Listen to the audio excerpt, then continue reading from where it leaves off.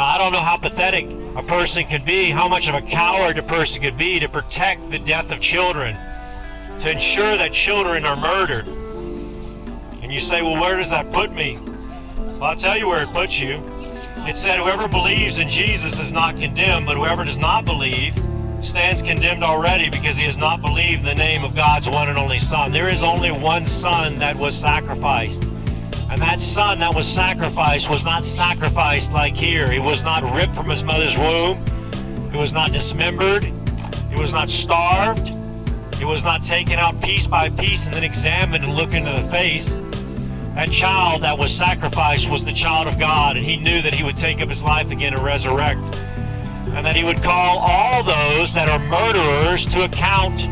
He would call all of those that abet and assist and associate with murderers to account. And every one of you that are here today, you are here for a ridiculous cause. You are here for the murder of innocent little children. And for some reason or another, you think that is somehow protecting rights.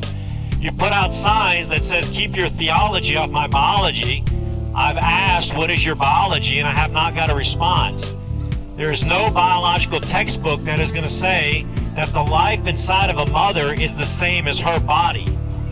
Because that's your other sign. Your other sign says, and it's a great pro-life argument, my body, my choice. That little child should be given the choice. Shouldn't be given the choice by you that you're just going to murder a child for no reason. Ma'am, we'd ask today that you would reconsider your choice. We have other options for you, and one of those options is that you would be able to have a life. All of these people with cowbells, they're doing worship, and your child is going to be the subject of their worship. Your child is going to bring condemnation upon them, and your child is going to be how they are receiving worship to their demigod or their idol or whatever it is they've made up in their own mind. And so as that lady pulls over there and she has her sonogram appointment, all of you have failed in your worship already. All of the cars that don't pull in today because they see someone out here with another worldview, they are showing you that your worship has failed today. All of your worship service, all of your time you took off, all of your flags and all these other things that you put on, makeup and however you wanted to look today for your worship is no different than when people get ready for worship in any other place in the world, in Hindu or in Islam or in any of these places. Their worship is unacceptable because they are worshiping themselves ultimately. They are worshiping a false god that they've made in their own image. And Jesus says those who have not believed in the name of God's one and only Son already stand condemned. It goes on to say, this is the verdict. Light has come into the world, but men love darkness instead of light because their deeds were evil. It's amazing that I cannot have a conversation with folks when I ask them, why do you believe it should be women's right? It is amazing that they have no answer, no response, that they're unable, that they think putting an umbrella and blocking someone's voice is how you argue. This is the fallacy of your worldview, that you can't respond, that you have to turn on cowbells, that you have to use umbrellas, that you have to do whatever you can to block your own ears from truth. This is because you are suppressing the truth and your own righteousness. You have decided that your own worldview somehow in your delusion is better than truth. And you are inconsistent in it. And I call every one of you out here today to have a conversation to show me how you're consistent. Because I've charged you with inconsistency, but I've never got a response from any of you. All I see is the same thing I see at any cultic gathering. You're all worried about what the other person thinks of you. You blocked your mind from anything that can challenge your inconsistencies in your mind. You want your thoughts to be controlled by the people that are around you. And somehow or another, you're telling yourself, I have to be happy while I'm out here. When deep down, all of you are depraved and hurting inside. And the difference is we're inviting you, exactly, really, that is true, really. We're inviting you to come out and have an opportunity for true joy. If you want to have a conversation with me, that's fine. I'll turn off the microphone. I have no problem having a conversation with anyone out here. I've tried to have that conversation already, and all I get is silence. I've tried to have conversation with you before, and I noticed that one of you will run up and grab the other one.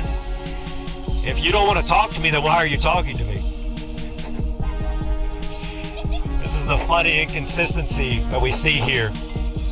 Yes, you are in a failed worldview. You're in a failed, inconsistent worldview. Even your signs are so sad that you can't even defend why you paid money for something that doesn't even make sense. You're very fragile that you could be wrong. Are you coming over here to have a conversation, dude?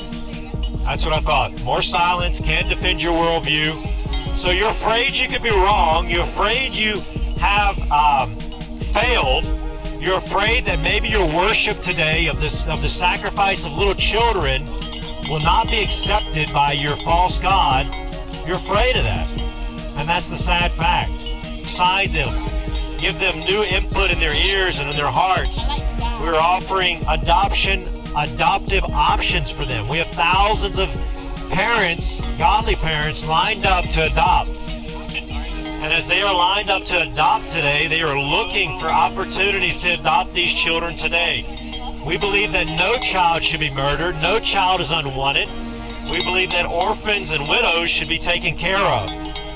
We believe that those orphans and widows should be so strongly taken care of. Places that destroy the lives of children, places that dispense pills that starve little children and flush them from their mother's womb, that those types of places should be not only taken out of society, but should be destroyed for good. We actually appreciate that you came over today and talked. Thank you. Thank you. At least one person's able to talk today. So at least one of you has come over to talk today. We appreciate that. We appreciate one of the men out here today has repented of cowardness and has decided to have a conversation with us today. We really appreciate that.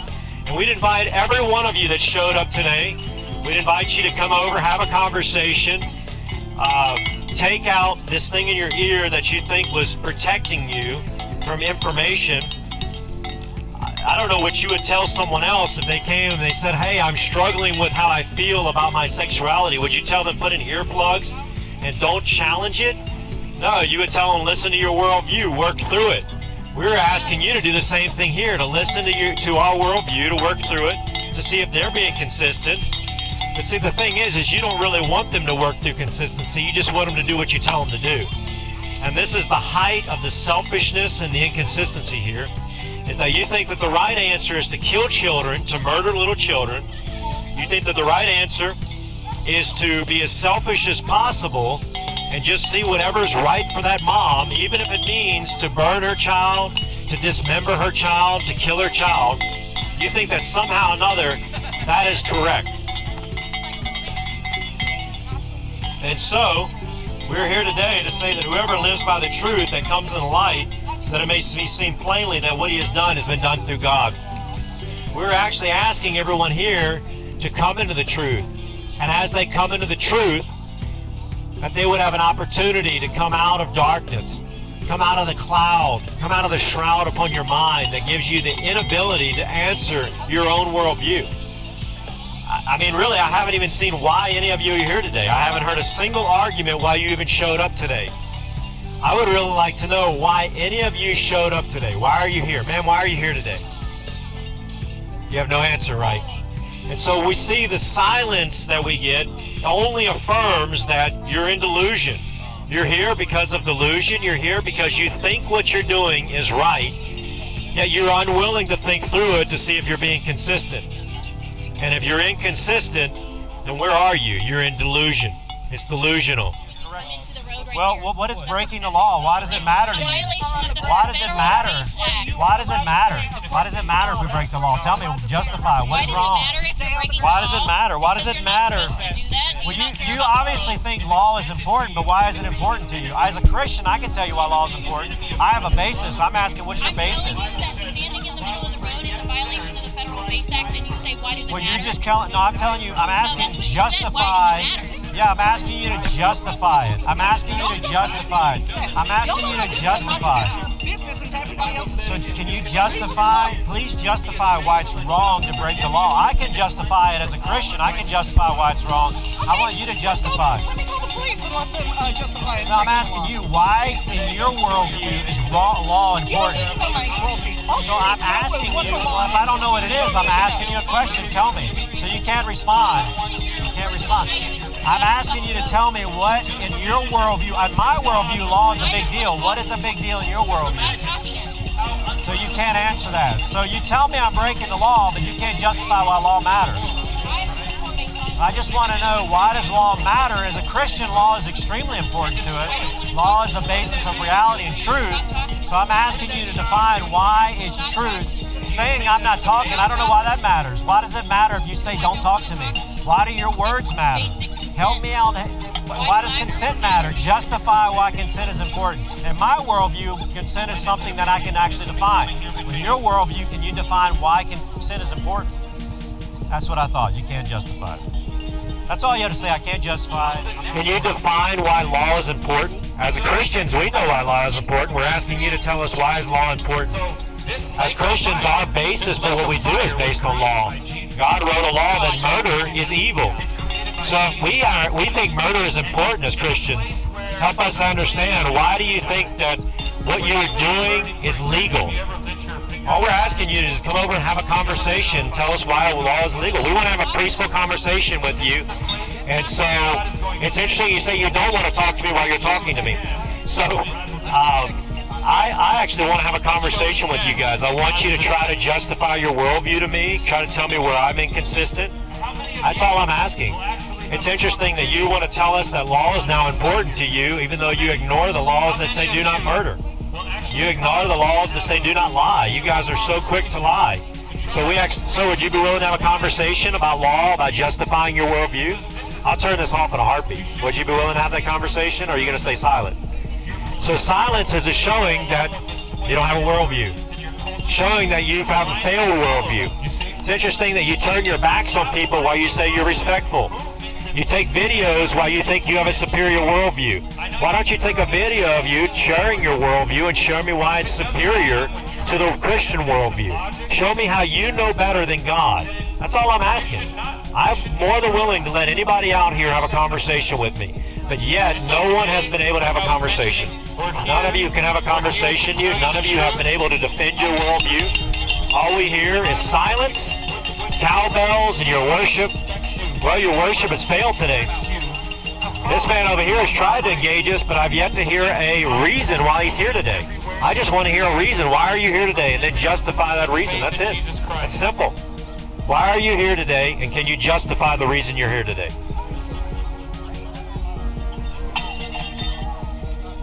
Why are you here today? Can you justify the reason you're here today? That's all we're looking for, is a conversation. It's amazing that you think a cowbell is somehow a reason why you're here today. You think a cowbell is a justification. God has given us the ability to communicate, and instead of communicating, you make noise. You know, I think it's right.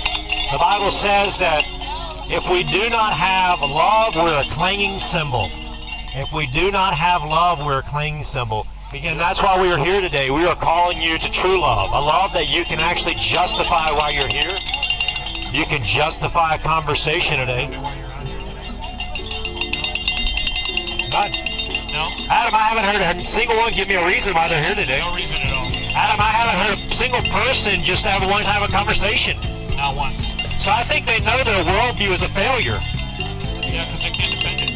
They can't defend their worldview. I think they know it's going away. Yeah. Yeah. I think they know that will be called murder, and what they're doing right now will be called abetting and assisting murder. That's right. I think they know that, and that's why they can't respond. They use clanging cymbals and umbrellas. They're just trying to hide themselves. Yep. They're trying to hide themselves We're from not doing truth. that, by the way. They think it's funny that I asked them for a conversation instead of responding. Tremendous pleasure to be here today to preach the Word of God to so many people today. We appreciate you guys coming out. and being such a receptive audience today. You think I'm not receptive because you don't want to hear me, but you've all gotten close to the microphone. I really appreciate that. I appreciate every one of you getting close to the microphone. The Bible says that those who have innocent blood on their hands, that God will not receive their prayers.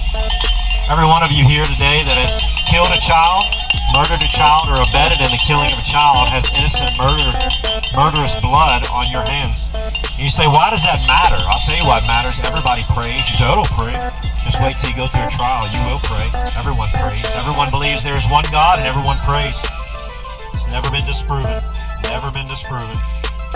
Now, I don't say that you believe in the true one God. You believe there is one God, and you also pray. And we are here to announce to you the good news of Jesus Christ, that God has revealed himself and God has spoken. None of you has been able to give a defense to me through a conversation about why you are here today. None of you has been able to give a defense about why this is women's rights. None of you talk about law, you get all fired up if we take 2 steps into the road, which is public property, we all paid for it. You get fired up about that because of law, but none of you can even give a basis of why law matters. As a Christian, law matters to me because law is founded in an authority, and the great high authority is God himself. God is the one that has absolute authority, and everything we do, have, and go about should be founded upon the reality of God's law. This is very clear from John chapter 3. Now that it's resonated for a moment, well, let's go pick it up again. It says that for God so loved the world that he gave his one and only Son. That Son is Jesus Christ. That Son is the reason that when we ask you what year it is, you will immediately say it's 2024. 2024 years since what? Since what?